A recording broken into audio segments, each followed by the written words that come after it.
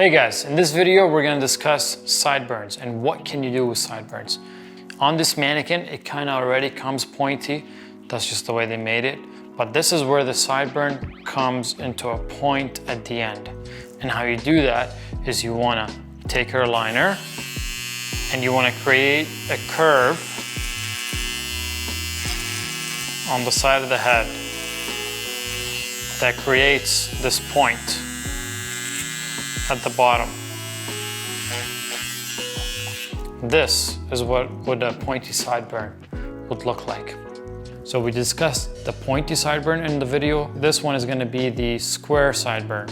So in this particular mannequin, the sideburn kind of already came pointed. So we're going to assume that this mannequin has hair on this side.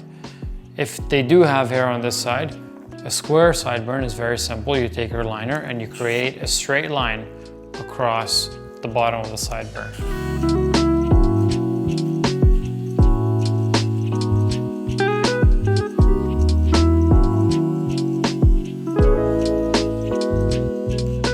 Now you've basically created a square sideburn. You've taken out the point or the edge of it and you've made it straight. Typically speaking, the sideburn won't be this high. It'll be most likely will be kind of around this area here, just where the just a little bit higher than the earlobe, and that's where you would want to put your square sideburn. If the clients do ask for the sideburn to be brought up, then you bring it up to whatever they desire.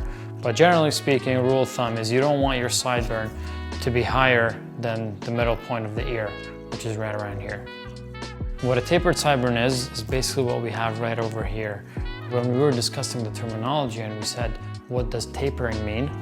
This is what a tapered sideburn would look like. It's when it's faded from the skin into whatever number you've done here. So here we've done a 1.5, and this is tapered in from skin into the 1.5. And this is what a tapered sideburn would look like.